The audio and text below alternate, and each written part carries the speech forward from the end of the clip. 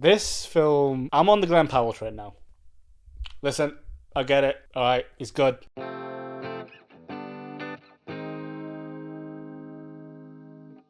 Hello, and welcome to HAZMAT, the only show that's just an elaborate ruse to capture one of its criminal co-hosts. I don't know what the fuck you're looking at me for. I'm Matt. And I'm Harry. And this is the monthly thing, the part of the show where we talk about every new film or series we watched in the last month, whether we recommend them, how we felt about them, and how we felt watching them. Itchy, because I specifically remember there were a bunch of bugs in the screen. Like they released a bunch of bugs into the screen, and then they put a message saying, "Haha, we've released a bunch of bugs onto the screen," and also in the screen. And then they put up like a video of a bunch of bugs, and then another message came on saying, "Haha, just kidding, we can't put bugs in the screen, or can we?" And then they put the bugs back up, and it split open, and even more bugs came out. Well, I'm glad I wasn't with you for that one. Yeah, we may get into some spoilery territory, so we'll recommend up front, and then you can decide whether or not you want to hear what we have to say. Hopefully you do. Please stay. Please. We need you. They keep taking away our funding. We're just doing this for free now. First up, Alien Romulus. Alien Romuloid, I called it the whole time, I think. Yeah, you kept saying that in the cinema. I kept saying, pointing to the screen, saying, "Is that the Romuloid?" So when's the Romuloid showing up? Is he the Romuloid? And I kept saying it's not the Romuloid, it's the Romulus, and he'll be here in a minute. Please, sir, we're going to have to ask you to be quiet. Please stop saying Romuloid, please, by sir. the way. We've had reports of somebody who keeps saying Romuloid in here. We've had complaints not of the talking, but of someone saying Romuloid instead of Of the Romulus. mislabeling more than anything. Anyway, this is a recommend from me. Oh yeah, same recommend from me. Alien, the original Alien, is sort of one of my favourite films of all time. I consider it. It's up there. I really do like the first one, the original. I've never really got rounds to like the rest of the series because historically I'm bad at watching full film series. But this one, it luckily sits just right after that first Alien in the timeline. It's it's the only one you really have to have seen to understand. Yeah, I didn't feel sort of like the callbacks and references and stuff. It, like story wise, it's not a massive deal to not have seen the first one. It sits nicely as its own sort of separate standalone kind of venture. Just for the little kind of shout outs, the nods, the Easter eggs. It's really sort of the first one because I don't think I've really ventured that much into the sequel territory either. It's more sort of once it expands into the Predator universe. I've probably seen more of Predator than I have of Alien. Yeah, story-wise, yeah, it can be considered self-contained, but then, yeah, if you have a wider knowledge of the Alien universe, you appreciate lots of those little things. I don't think it was too egregious with its callbacks and references. It was sort of... No. It was like a neat little, like, oh, do you sort of remember this, I guess? It's not that important, but here you go anyway. Yeah, I mean, I say Alien's one of my favourite films. I haven't watched it in, like, quite a while. I haven't watched it since 79. 79. When it came out, I was like, right, that's my favourite film.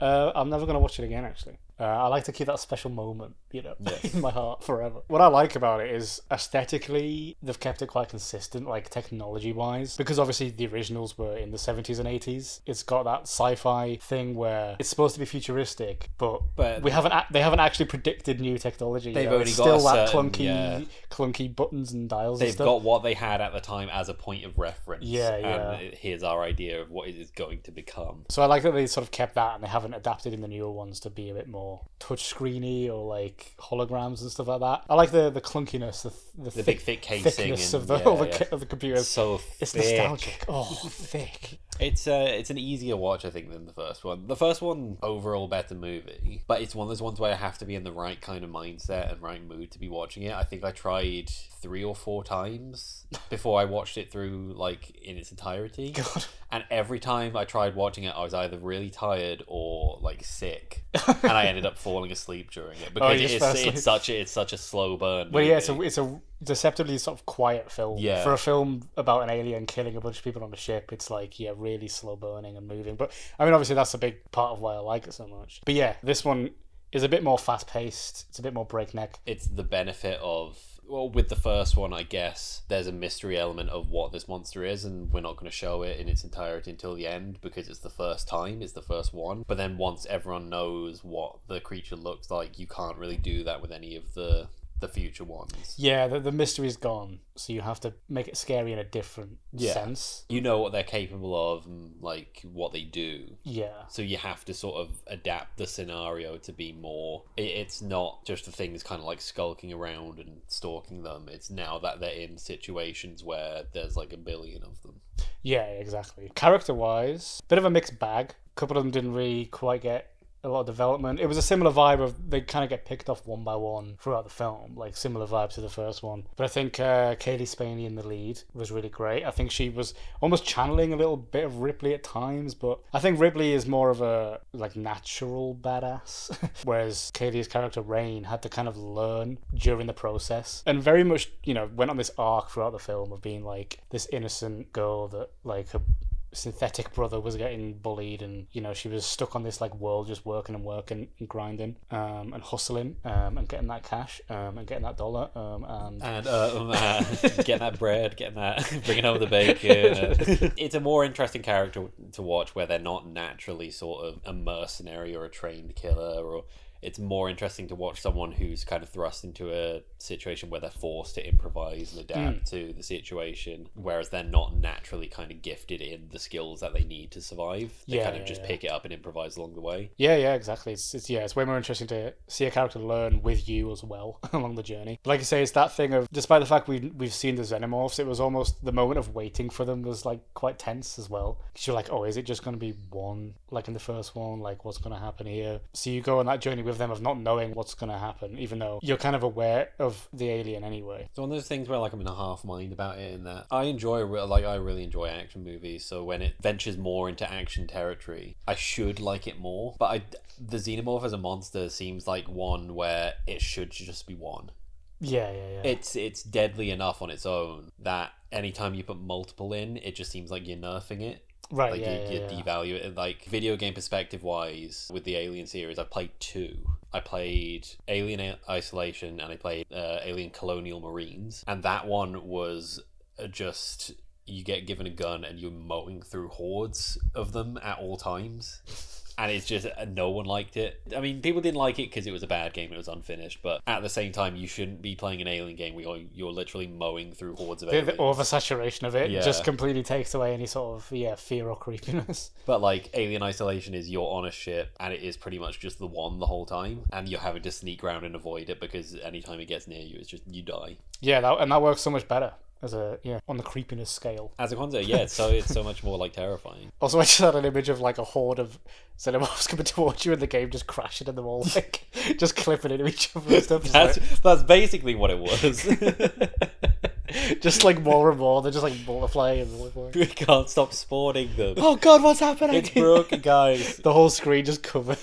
God, does this look right to you? Yeah, ship it. Yeah, ship it. Put it out. It's out tomorrow. Ship it. Look, the more Xenomorphs there are, the scarier it is. That's the rule. So if we just have them to infinitely multiply. Don't mean to interrupt, but the console is on fire. It's supposed to do that. Yeah, I think it's supposed to do that. Ship it. Yeah, overall enjoyable. Like I say, I don't think it reaches the heights of the first one, but I think in that sort of franchise, it doesn't have to really. I think they've expanded the universe enough at this point. They can sort of try and do different things with it, but this one felt like, I guess, more of a spiritual successor to the first one, because like structure-wise, it was very similar, like very, formatting. very similar. Yeah. Scary. That monster at the end. That monster at the end is.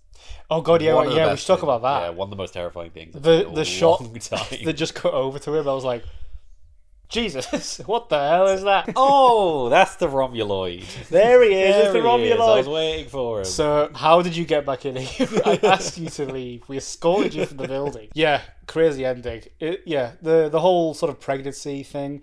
I mean, it's been a prevalent theme in Alien, in the series in general, is genitalia.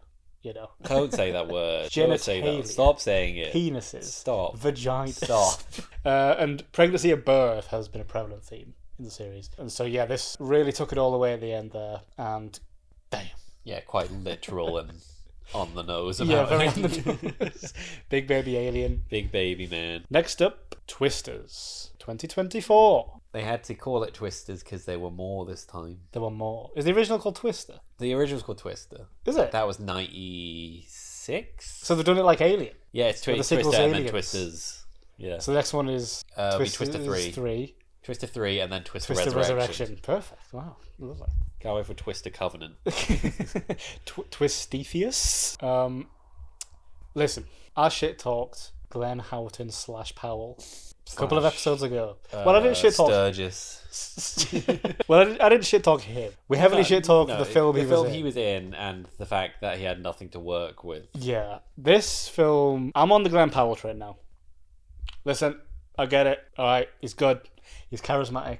And when he is allowed to do that character, it works. Hitman, he was passing himself off as this like awkward like dude that had no friends and stuff. Yeah. You expect me to believe Glen Powell is not the most charismatic man in the room at any time. Twister's lent into what he seems to be good at. And so I think his performance, I'm on board now. I'm on board with Glen Powell. Yeah, the Hitman seemed to make him the opposite way round. Like the real version of him was the awkward, stilted one. And then when he's pretending to be someone else, he's cool and suave. And that seemed just way more natural. Yeah. It wasn't even like the kind of thing where that was unbelievable to anyone. It was just like, oh yeah, he's just being more himself there. That's actually. just him. That's him. Yeah, like his level of smarminess is right up there with like Ryan Reynolds. I think he's easily up there in terms of just raw charisma. I think. Yeah, he's got a bit more likability than Ryan Reynolds, though. A lot of people are a bit sick of Ryan Reynolds at this point, but I think because he leans so far into his shtick of sarcastic comments and stuff, some people can find it a bit much, but I think Glen Powell, he's like smoother or something. It seems like if he's walking into a room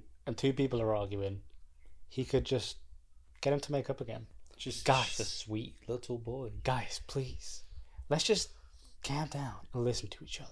Shut up, Glen Powell, you don't know. Oh, it didn't work. My charisma is not working.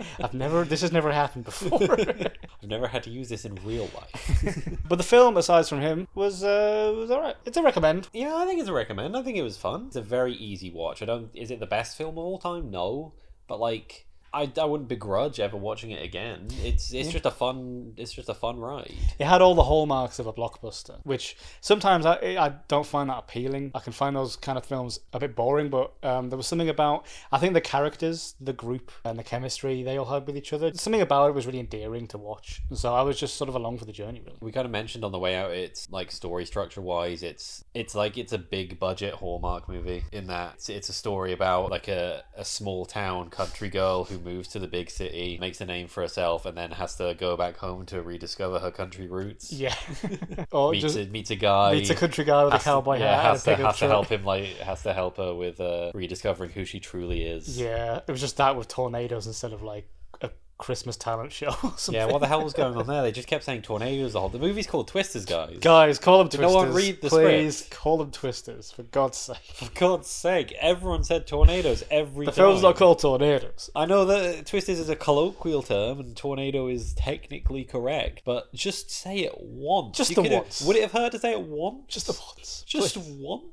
Yeah, I mean, there's not like super loads to discuss about this. There's not much to like kind of dissect. No, it's a very simple. It's a story about someone who has a traumatic experience and then they have to overcome that because it's getting in the way of their actual passion. And they have someone who they have a sort of vaguely romantic connection to that helps them along. They never really kind of went full. Oh yeah, all the way with it. That's an interesting thing. Is there's a deleted scene of them kissing in the airport at the end.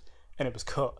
And a lot of people think they should have because it just sort of wraps up everything kind of perfectly. That would how be these films end. The typical Hollywood ending is what that would be. I prefer something a bit more open-ended. Yeah, I quite like that they didn't include that because I think it wasn't explicitly romantic at times, their connection. It was, it was just a connection. It was more natural because it was like blossoming. Yeah, like it could have been. It could potentially become a romantic relationship in the future. Yeah, if they did like a sequel, they'd maybe explore it a bit more heavily there. But it felt like it was more about him getting her to really get stuck back in with it all, this sort of life that she'd left behind and stuff. And so that's why they had a connection, is because he like helped her out. They helped each other. She kind of like humbled him, I think, a little bit because he was, when he first arrived, was a very sort of smarmy, this like YouTuber streamer guy, sort of very obnoxious, but then you like get to know him, and the Glen Powell shines through. So yeah, I think it didn't need the kiss at all. I think No. it was better to leave it a bit open. What it did need was Anthony Ramos doing a rap.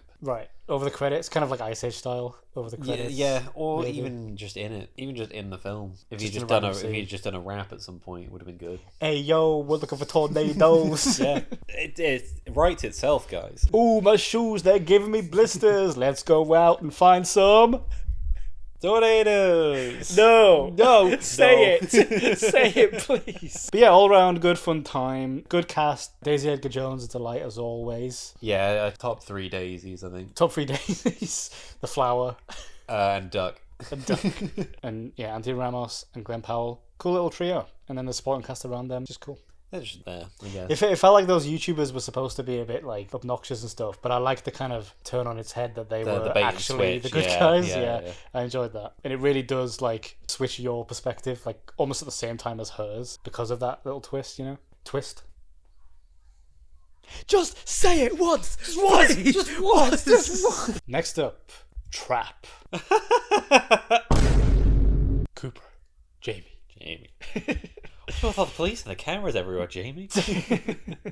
Oh, this movie became a meme between us. Yeah, it was like an inside joke meme. It wasn't even like an actual thing. It wasn't even a thing. Because we saw the trailer so many times in the cinema, in all our cinema trips, whether we knew it like off by heart. We knew pretty much beat for beat exactly how the trailer went, Yeah. because it had that crossover thing of it was kind of like, it was a horror sort of, Yeah. but also a mainstream kind of movie, so everything showed it. When we went to go see horror movies, they showed it. When we went to go see big blockbuster movies, they showed it. Yeah, it just has such a wide appeal. It's like it's got Shyamalan's name on it, but it's also like more of a niche horror thing. So yeah, just any opportunity they were like, play the Trap trailer. So yeah, it was kind of weird to actually see the film. It's like, the trailer's gone on a bit longer this time. What the hell? The only time we didn't see the trailer was for this film. For this movie. And now it feels weird going to see movies now because we're not seeing the Trap I trailer. miss it so much. I miss it. But yeah, a recommend from me. Recommend for me, and I'd probably say this was my favourite thing for the month as well. Nice. Which You're a big Shyamalan fan. Yeah, it's a controversial kind of pick because response-wise, I feel people are very middling to kind of air on this movie. But I will admit, I think at this point, M. Night Shyamalan is an acquired taste. He has a specific way of doing films which is very unconventional and it's not for everyone. Talk specifically between us, we've definitely mentioned like his way of writing dialogue. It's very unnatural and very stilted, but there is a specific kind of charm to it, the way he does it. Mm-hmm. In other films, it would take you right out of it. But there's something about it being like a consistent presence in all of his movies, and just the way it's delivered, the way these actors kind of deliver these lines. It's almost like a storybook. His movies often seem like they're storybook movies, but they're not. Yeah, it's dialogue that would sound maybe more natural written down in a book. Yeah. than actually said out loud. It's very much exaggerated sort of style. So yeah, I think I went into this with like an open mind, I guess, because obviously Shyamalan is very like hit or miss. But I mean, I'm not like as familiar with his work as you are. No. But yeah, I just sort of went in and I was like, hey, listen, this is probably going to be like fun. This is not necessarily good, but fun. Are they alright? Do you guys mind? Guys, right. Do you guys mind? Thank you. Just Thank record, you. guys. Yeah, no, I think recently he's definitely been on more of an upswing, because I can definitely admit that he hit a low point.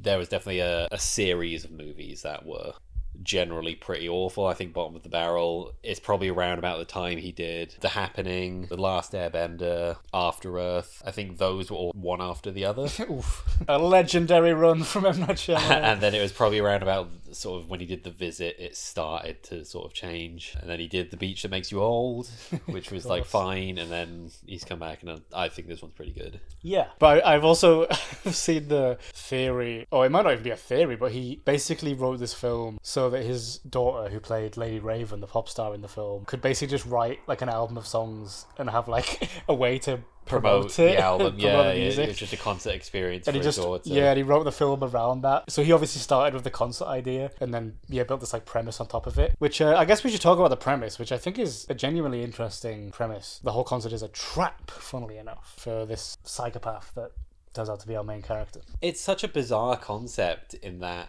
you know pretty much from the offset that Josh Hartnett, our lead, is the killer. Yeah, I think even without seeing the trailer, you know pretty quick. You know quite quickly what's happening, and then they confirm it. But then as you follow him throughout the movie, you're kind of rooting for him. Oh, absolutely. You're kind of rooting for him to get away, but you're like, wait a minute, this guy's an actual serial killer. But because we're aligned with him, and we've seen, you know, his relationship with his daughter as well throughout the film, and how like sweet he can be, even if it's like a facade. Yeah. You're just immediately aligned with him, so yeah, you would just naturally root for him. So I think even towards the end, I was still on his side most of the time. It's an interesting way of writing. You're not doing it as a mystery, you're doing it as you know who the criminal is right from the start. I don't know if you ever saw a movie called Fracture. I don't think so. It was basically Anthony Hopkins and Ryan Gosling in the lead. And right from the start, you know that Anthony Hopkins tried to kill his wife. And the whole thing is a court drama about Ryan Gosling is like the prosecution trying to get Anthony Hopkins in jail. But Anthony Hopkins' performance in it is so charismatic and so convincing. You start to actually believe that he's innocent. Yeah. Even though you're very much aware that he did it. I mean, it's a reflection of real serial killers and stuff. Like, look at like Ted Bundy, Jeffrey Dahmer. Yeah. They have fans to this day that like Insane. fancy these men, even though they were like horrendous people. So it's funny, and I think because, like we say, it's got that Shyamalan sort of exaggeration thing going on. It is such a silly concept that it doesn't really matter if you're rooting for him. It's like, yeah, come on, let's go for the ride. Let's just go on the serial killer side for a bit of fun. It's a good little premise, man. Well done, Mr. Night Shyamalan. Yeah, he's building a dynasty. Yeah.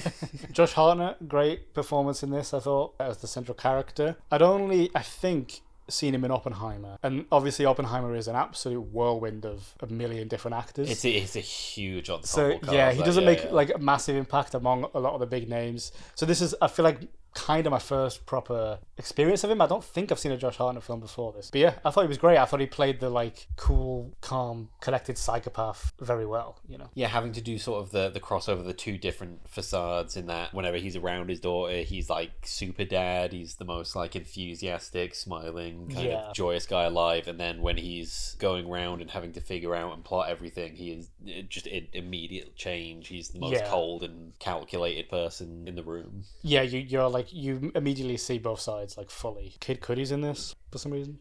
He's just there. He's just kind of there. I do like when Kid Cudi just sort of shows up and he stuff. Just shows up, does a song, and then he's like, "Ayo," and then leaves. Yeah, that's about it. It's a rare Shyamalan movie where there's no sort of major twist as well. Yeah, not really. We sort of said... we get the twist from the beginning. Yeah, that is the premise is the twist. He shifted it right back to the start of this one. I guess the twist is, big spoiler alert, is his wife was aware for longer than she let on. Yeah, she's the one that informs... She's the reason they knew he was there. She's the reason that, Because I did wonder that. I was like, how do they even know he was here if they don't know who he is?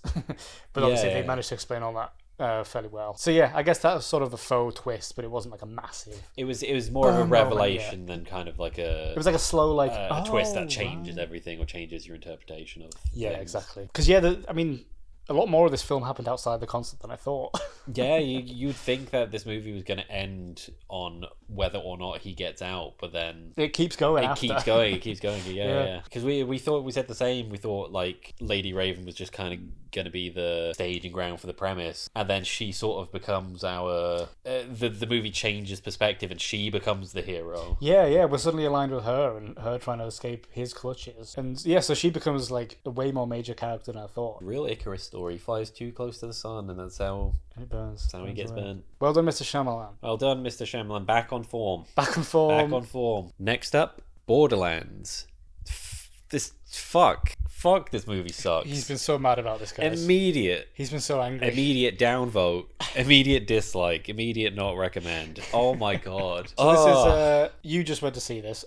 And by the sounds of it, I'm glad I didn't. Yeah, I came out of it and I said, very rare is it where I go to the cinema and I come out thinking that was a waste of time. Because even the movies that I don't like and that I think are bad, at least they do something to shape your taste and you know what to avoid in the future. The thing that is so bad about Borderlands, it has absolutely zero identity to it. There is nothing like that stands out about what this movie is supposed to be and how you're supposed to feel about it. The comedy is all wrong, like the attempted comedy is all wrong. I'm not a massive Borderlands fan, but apparently all the characters are like miscast. cast. All right. The story is just very basic. All of the beats of a regular kind of story are there. It's just, oh, here's thing that everyone's trying to get. Oh, and also there's this girl and she's the key to getting it. Oh, wait, no, it's not her, it's you. That's the story. That's the whole story of Borderlands. You don't have to watch it now. There you go.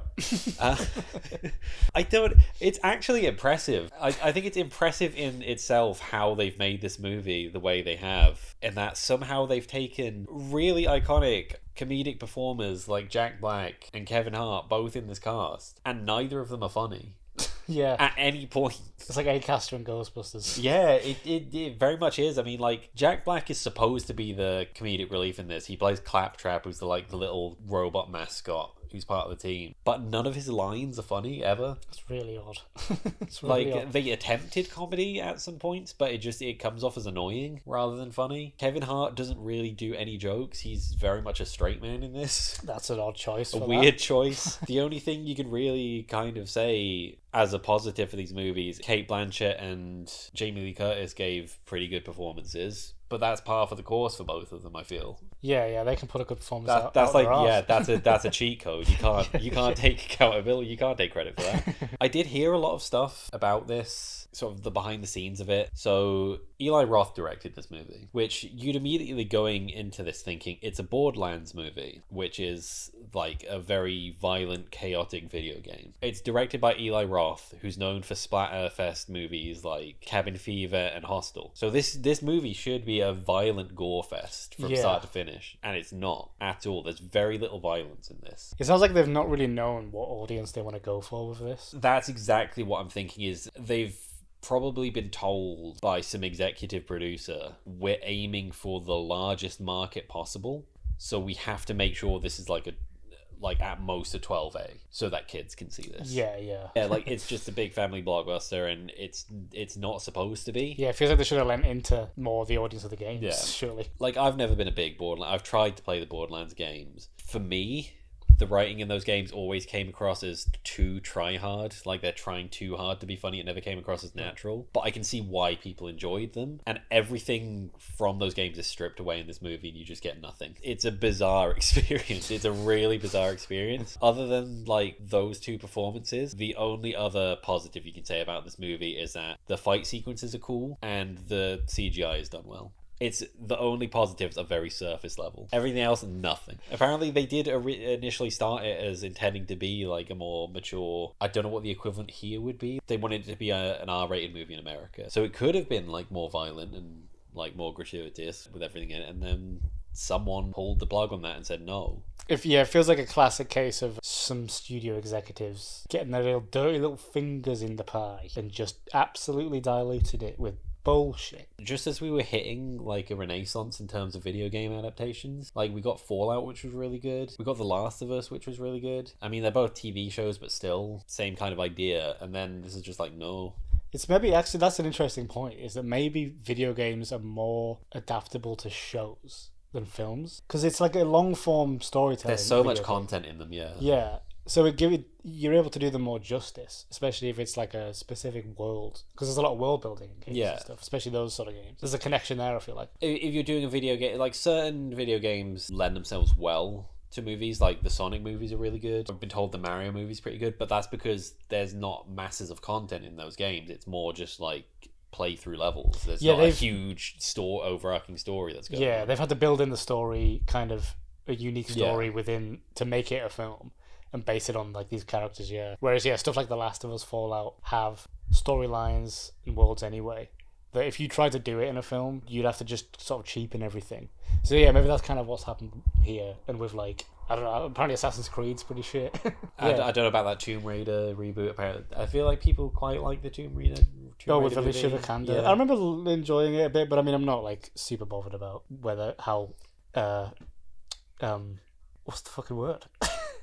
About faithful. About how faithful it is to the source material. I'm not I'm not a massive like Tomb Raider game fan or anything. So I remember watching that and being like, oh, Uncharted. But another Uncharted kind of middling one. It's a trend. I'm telling you, it's a trend. The films about the TV shows are good. TV shows are good. It's a trend. People. Films not so good unless it's like a little mascot. it's a little mascot one. Yeah, blue or red mascot. Although not all the TV shows have been hits, because like I've heard bad things about the Halo show. Oh yeah, true. Yeah, that seems a bit more generic, I guess. Other than that, I feel that's like an interesting thesis. I feel like there's been a turnaround recently, and, Yeah, and sure. then Borderlands came out, and we're back to square one. Yeah, they've ruined everything. Next up, Sky Peals. Does it? By the looks of it, yeah. Needs a bit of No, that's just bit of. that's just the rot in the ceiling. That's the asbestos. Oh. That's the asbestos coming through. This is a recommend from me. This is a solid, strange little movie. This is about a guy who never really knew his dad. He left when he was small, but he has now discovered his dad may have been an alien, which would make him half alien. So Men in make Black. of that what you will. Men in Black. It was a very sort of dreamlike, strange, liminal sort of movie. It's set mostly in a service station. Yeah. He works at just a fast food place in a service station, and there's always something about service stations, especially maybe like late at night or early in the morning. They do become these like weird liminal spaces. It's a place of transition, you know. Everyone there is going somewhere or coming back from somewhere. It's a place where life keeps moving and people are on journeys, and yet for our main character, he is stuck at this dead-end job. He's not really doing anything with his life. He just sort of gets home and plays video games and then just goes back to work again. So it's just sort of showing he's not really like motivated or ambitious as a person or anything like that. But as the film goes on, you sort of start to understand that it's very much a statement on like neurodivergence, I took it as, and sort of like how socially isolating it can feel, I guess, if you're neurodivergent for like social situations or the workplace, where you've got just all these people around you and all the characters around him are sort of represented as these like intense or like angry or emotional people around him. And so that's happening sort of underneath this like odd premise of he's trying to do a bit more research into his dad because his father's found dead outside the restaurant, and so it sort of reconnects him with the knowledge and history of his dad. It's a really interesting concept, and it's directed in such a dreamlike, half asleep way because he's having these sort of visions or flashbacks or something to some sort of UFO-esque scenario. I enjoyed it. I wasn't really sure what to expect with that sort of premise, but like I say, just directed really well, visually really good, and it really captured that oddness of late night service stations, not really knowing where you're going or who you are in life. It's always a weird career choice anyway, because they're so far removed from everything. Yeah, you have to go there. You have to specifically drive for miles Yeah, to get yeah. there and drive miles back. I mean, you're probably spending like half your fucking paycheck on like fuel to get there and back anyway. Yeah. But it's something that I haven't seen explored that much in films, but it's always something I've been interested in, is that kind of liminal space concept. It got a bit popular on Twitter a while ago because there was an account that posted like liminal spaces, but it just got to the point where it was just posting pictures of like empty rooms something and just calling it a liminal space. But I think it's places like the back halls of conference centers, or like when you're in a hotel and you get back late at night and there's like no one at the front desk. Yeah. That kind of vibe where it feels like you shouldn't be there. Or like when you're in like a school after hours or whatever and there's no one around. That sort of vibe. And I always like kind of seeing that done on screen. And this one does it in such a sensory sort of way because the premise itself is so strange. And he is experiencing the world in, you know, a bit of a different way to the people around him. The direction is really used to really emphasize all that. So yeah, I really enjoyed the experience. It's a really nice experience of the film. It's a slow burner, which I like, but keeps you engaged. I'd recommend going and seeing this if you like something a bit surreal, something a bit different, and a solid lead performance. I like the bit where he get on the spaceship and say, "Die, Earthlings." Next up, Mars Attacks. Let you have your sip. Thanks. Thanks, Will you Dad. let me have a sip? Thanks, Dad. For God's sake. Thanks, Dad. That was a chug, son. Give him an inch and he'll take a mile. Something a little different to introduce this one. Reading it, I just thought it was so bizarre. Even seeing it, I thought it was so bizarre. So if I told you the names, I mean, you might get it anyway because you're generally quite up to date with casts of stuff. Like, you've seen a lot of things where people have been talking about casts and stuff, so you might get it. But what kind of movie would you think I was watching if I told you the cast included Wanda Sykes, Craig Robinson, and Johnny Knoxville? Well, My immediate thought is Jackass with guest stars. God, what has Johnny Knoxville done lately? I haven't been keeping track, honestly. The last one I remember him doing was that theme park one. Jackass Jackass the Ride. The Ride. Jackass the Flume. God, I don't know, but I'm imagining it's some kind of comedy. Well, you'd be absolutely right, brother. Of course it was Saving Bikini Bottom, the Sandy Cheeks movie. Hey, I'm SpongeBob. Welcome to Bikini Bottom. Are you ready, kids? Was Craig Robinson Patrick? No, these are not. None of them were recurring characters. These were all characters that specifically appear in this movie and not in any of the others. Okay. Yeah, all the regular voice actors were there doing their regular roles, and these were new characters. So Craig Robinson is the voice of Sandy's dad, and then Johnny Knoxville is another. I don't know if it's her brother or her uncle or something, but they basically do, like, her whole family's in it, and like Johnny Knoxville and Craig Robinson both do voices for that. Right. And then Wanda Sykes is the villain, but she's just there as Wanda Sykes, human Wanda Sykes. What? Because I don't know how much you've ever watched of SpongeBob. I know they delve into live action. They do a lot of live action. So the villains in this were just like human. We're just humans. I'm trying to think of the guy's name. I can't remember the actor's name, but like I saw him pop up and I was like, oh yeah, that's him from fucking Stranger Things. It's like the guy who runs the video store. Video store. I think it's at the end of season 2. Like Steve and Nancy go and work in like a video store, and like there's the guy that runs it.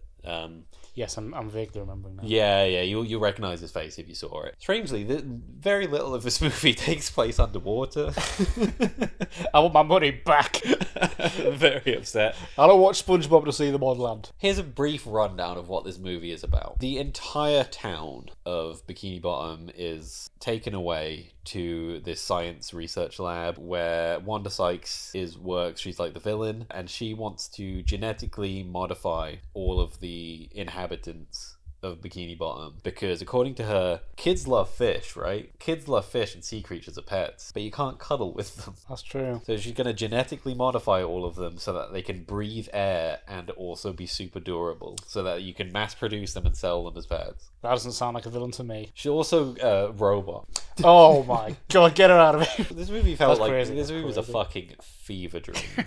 Like, there are effects in this that wouldn't be out of place in the fucking Spy Kids movie. Jeez.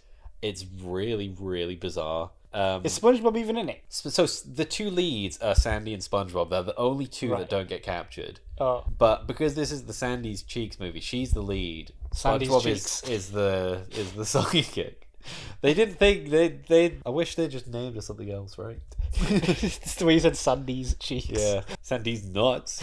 Got him. Yeah, like SpongeBob's just the sidekick. He's the idiot sidekick, but they play him up way like stupider in this. Right. Even though like he's never been. He's not the stupid one. Patrick's the stupid one. Everyone knows that. SpongeBob is maybe naive. Yeah.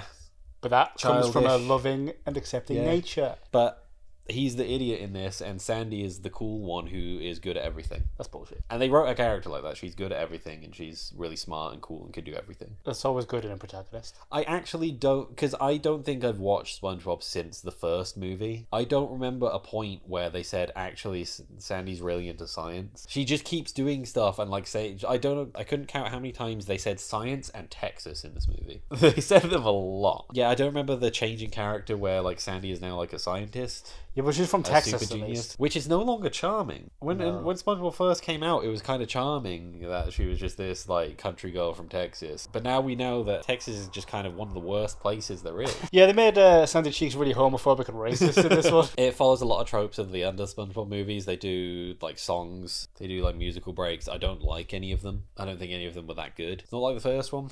I just have nostalgia for the first movie, I guess, because that's the only one where they did it still 2D. All of the other ones are 3D. Yeah, and bit of a weird uncanny thing. It's that and the fact that they still do all of the bizarre like visual gags and styles from the show in the movies, but they don't work in 3D animation. It just looks off, and this whole movie looks off. Rotten. This is a rotten movie. I don't think I said it, but I think it's obvious at this point. It's not a recommend. Yeah, I don't think that needs to be said. I think it's very obvious at this point. So that would be said. I recommend it, yeah. I did enjoy some of the effects because of how bad they looked. I just thought they were funny. There's a bit where Wanda Sykes has like a flashback sequence to when she's a kid, but it's a child's body, but with her adult head like superimposed on top. I was like, that's actually very funny.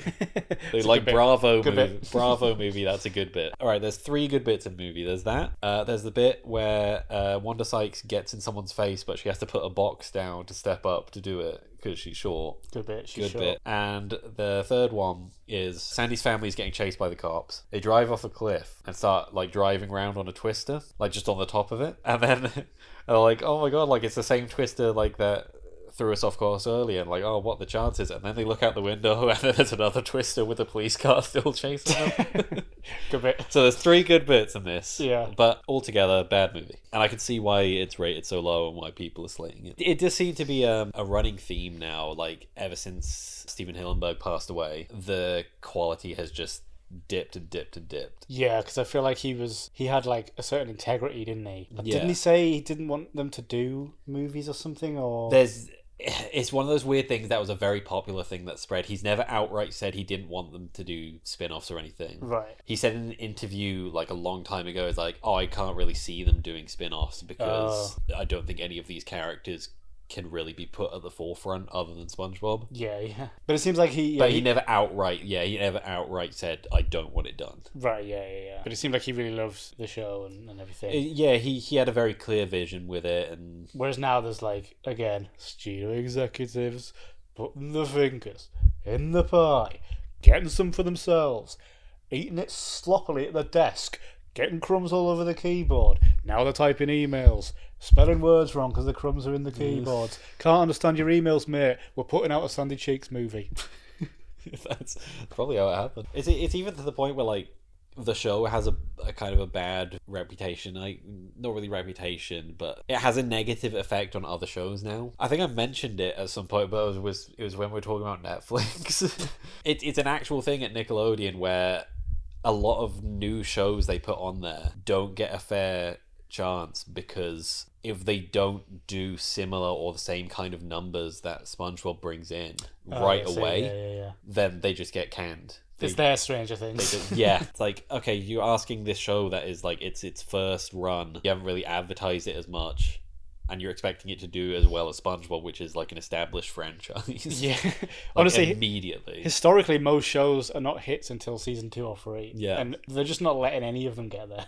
And then, like, after the fact, no one's going to watch a show that has one season that they know was cancelled, probably on some kind of cliffhanger. So it's just like, it's just a horrible cycle that just like is really going to hurt the industry, I think, generally. But enough about SpongeBob. Enough about SpongeBob. We weren't even talking about SpongeBob. We're talking about Sandy. It's just funny to go from SpongeBob to like the world industry. Why the fuck is the TV industry, film TV industry, the way it is? SpongeBob, you're to blame. SpongeBob, it's your fault, you little square bastard. Next up, Tuesday. Now, I'd like to start with an apology to everybody. I saw this film on a Monday. I'd like to correct that if I could, but I can't. It's happened. I went to see it on a Monday. I regret it, but it happened. Okay, it was a different time. I was a different person back then. And if I were to do it again, I'd do it differently. Should we just turn it all off now? So that's really taking the air out of the room, hasn't it? Not coming back from that. Cancelled. This is the end of the channel, so thank you all for watching. I'm selling off my SOGs. I'm selling off my shares in the company. This is a recommend from me. I say that unassuredly, but I did really like it, but I've got some gripes with it, which I'll get to. It's a recommend, but not a strong. It's not like full on recommend, but I did enjoy it. It's got Julia Louis-Dreyfus, Elaine from Seinfeld. I really like seeing her pop up in things. And Lola Pettigrew playing her terminally ill teenage daughter. And in this film, death is represented by a macaw, like a parrot. Yeah. Talking parrot. Which, again, like Sky Peals, the premise is what kind of drew me to this. Because that is just an interesting, like, what the heck. And from that premise, it sort of sounds like it's going to be a bit of a wacky comedy with a bit of darkness to it, you know, like death's represented by a talking bird. That's got to be funny, right? My gripe with it is that it's tonally very challenged. I feel like this is maybe 2 or 3 different films that sort of rolled into one here. So yeah, basically the story is death comes to this girl, but she sort of keeps delaying it because she wants to call her mum, but she's out, not answering her phone. So the daughter has to keep delaying death and sort of ends up making friends with the bird and, giving him a wash. Yeah. They end up like vaping together. They're like rapping Ice Cube songs together. And so from that perspective, it becomes this kind of wacky offbeat sort of comedy. But then around that, there's this really depressing, dark, like he's introduced as this really sort of scary, imposing figure. But yeah, it's really surreal. But then the plot takes such a turn that the bird is no longer with us, and then it becomes this thing of, well, no one can die now. There's no one to collect the souls. Oh yeah. That's an interesting concept in itself, which I think Torchwood did a series on that years ago, where no one could die. Yeah, and Jack was the only one that could die. It was that sort of concept, which I've always thought is an interesting concept. Suddenly no one can die and how that affects everything. And it did do that, but it's almost happening like outside. They like barely notice. But then it's because it becomes, she realizes that she almost lost her daughter without being able to say goodbye. And so it kind of brings them a bit closer together again. And so yeah, it just, there's a lot of mumbled up pieces that are all really, really interesting, that I don't know if they necessarily like work together. I think they maybe should have leaned more into like one or two of them rather than just have kind of a lot of interesting premises like a bit muddled up. But it's a nice like profound look at death and grief, and so I think it struggles to balance that real darkness and sadness and that sort of profound message with the sort of wacky comedy it tries to do with the bird character. And I enjoyed it because it was just so all over the place and I didn't know what the fuck was going to go on next, but it left me like a little confused. I didn't really know how to feel. I was expecting to feel really like emotional or feel really, laughing. Feel really laughing. Feel really laughing. I felt so laughing. I felt so comedy in the moment. Yeah. So it's a recommend in that it's not bad. This isn't a bad film at all. I just think it should have been tightened up a little bit. They should have really honed in on one or two of the things they were trying to do here and concentrate on those. I think it tries to be too many different things and suffers for that. But conceptually, there's a lot of interesting pieces and the main performances are great. I think the parrot makes sense. What do you associate parrots with? Crackers. The other thing. Talking. The other thing. Pirates. And what sort of pirate's flag? Skull and crossbones. Our flag means death. Our flag means death. Next up, we're talking about Our Flag Means Death season 2. We haven't watched it yet, but we're going to talk about it. Eventually, it came out like a year ago.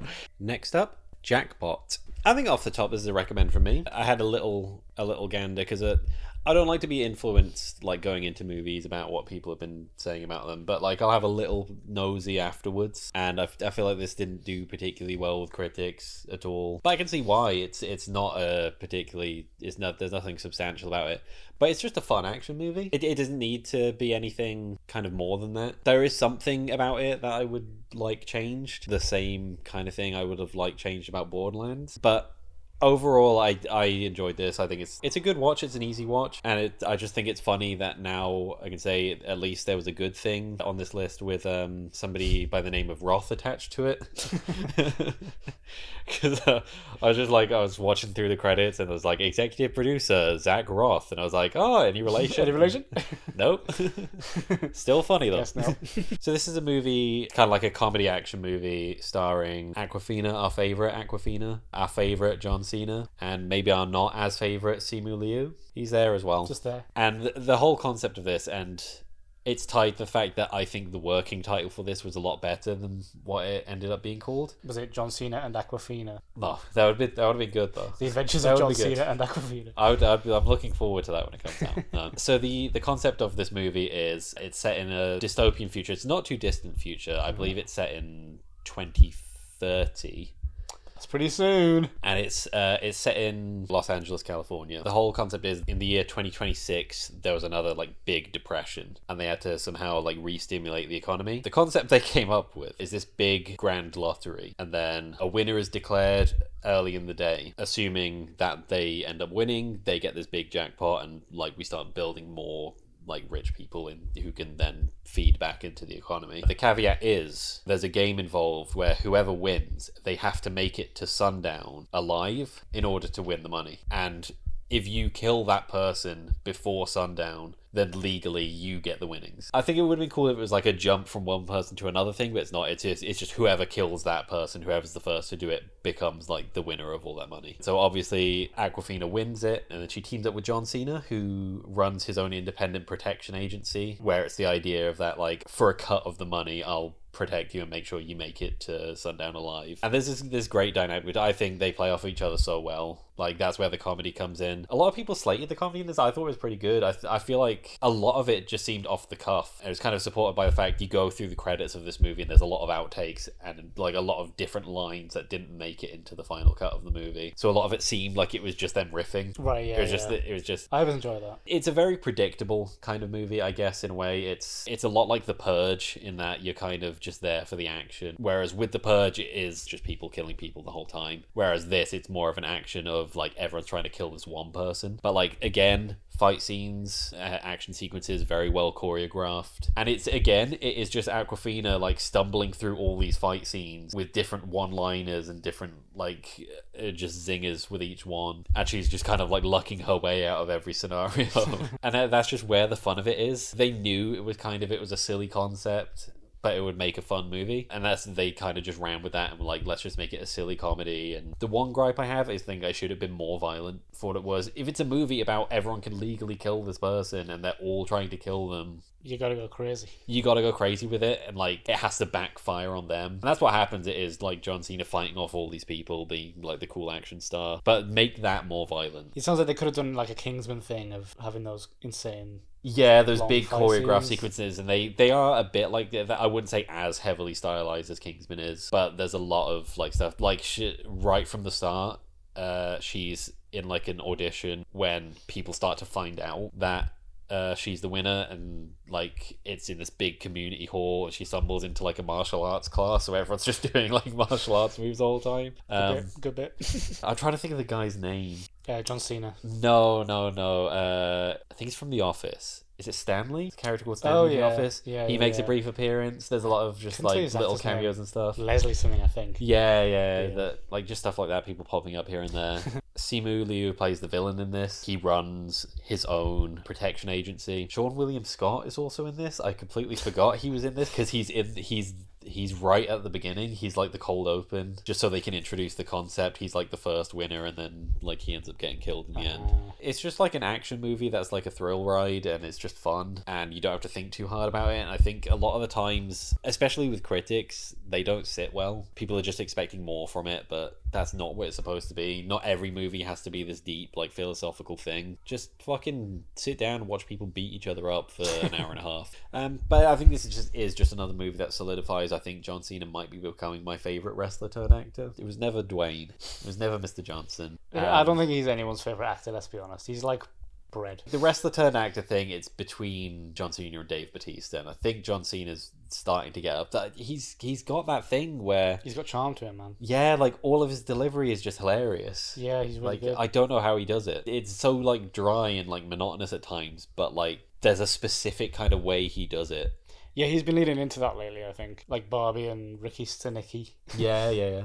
Yeah, he's on a good run. Good little run, John. You had a good run in the first company. You had a really good run the first company you were in. You were fucking like the top guy for like 10, 15 years. Now you're having another good run. He just has good runs everywhere he goes. You had a good run this morning in the park, didn't you, John? Didn't you, John? Like, staying healthy, you like those abs aren't going to fucking maintain themselves, are they? I saw you run past.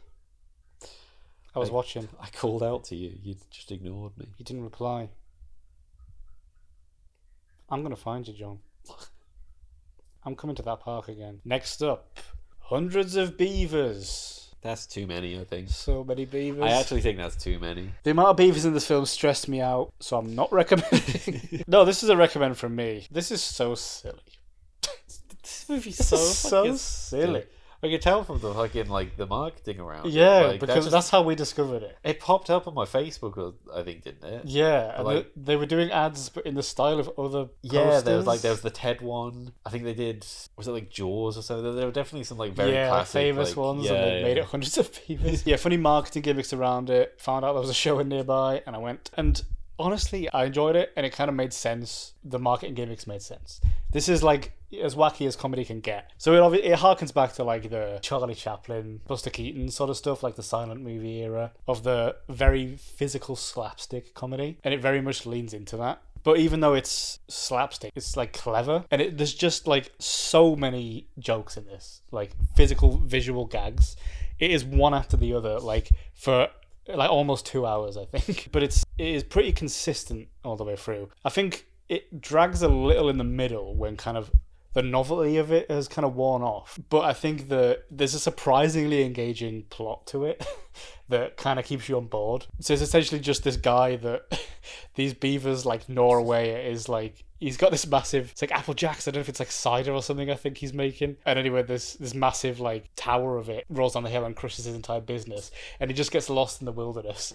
And so it's about him just like surviving in the wilderness, and he finds this like shack that if you bring dead beavers that they can make into coats, you can get guns and weapons and stuff to kill more beavers to come back and get better stuff. So it almost had like a video game element to it at that point. And there was almost bits that looked like side scrollers. The way it was all filmed was very stylized in that way, you know, black and white the whole way through. No dialogue other than like grunts and stuff like that. So yeah, it fully just leaned into this, and I think it was a good little celebration of that style of film, I guess, because we obviously don't get that anymore. The slapstick was clever, even though it was wacky slapstick. But yeah, like I say, it was very full on the whole way through, to the point where I was like, Jesus Christ. It's weird to think about that. Like now, the sort of the oversaturation with movies in terms of comedy is like the one line, you know, the Marvel one-liners. Yeah, it's like slapstick physical comedy seems to be like a dying art. I think it was weirdly refreshing to see, because I think it's not sort of a respected thing to do anymore, slapstick. Like comedy has to these days be very tongue-in-cheek and meta and ironic, you know. It's all like post-ironic stuff, like where everyone knows they're trying to be funny but you're like being cool about it. So it was kind of refreshing to just like this film fully leaned into the wackiness and silliness of it. No sort of ironic twist to it, just straight up people in beaver suits. Because by the way, it wasn't real beavers, it was people in beaver like onesies, like like mascot costumes kind of. And there was other animals as well, like rabbits and stuff as well. It was clever the way they like kept it going and kept it engaging. I just mean like the novelty of the first sort of 20 minutes does start to wear off a little bit. Relentless. Because it is just like you really have to settle in for it. But like I say, it's engaging enough that by the time it's over, you know, I was like, great little comedy film. So yeah, I'd recommend. I mean, it seems to have been a weird release thing, because it was at festivals in like 2022. Yeah, it was. But then it got released in America 23, and now it's over here like on a really limited run this year. So it's been like a really long release thing, and it's such a niche little thing. But hey, I'm glad I saw it. It was fun. What now? Oh, we've run out of films. We've run out of films to talk about. We've run out of films. We've run out of films. We're gonna always happen. We're gonna have to watch some more now. Bloody hell! It is relentless. I just keep putting out more fucking films. Stop! I need to catch up. Thank you for watching HAZMAT reviewing everything they saw in August 24. If you enjoyed this video and you'd like to see us do more stuff like this in the future, you can support the channel by leaving a like or a comment. You can hit the subscribe button as well as the notification bell. That way you'll be alerted to all our more recent uploads. And as always, all of our socials will be listed down in the description. And join us next time, where I get sent back in time and have to find Charlie Chaplin to prevent his assassination. And I'm going to get a little crab and put it over my face, and it's going to put a little baby in me. That doesn't sound good. It's not. Oh.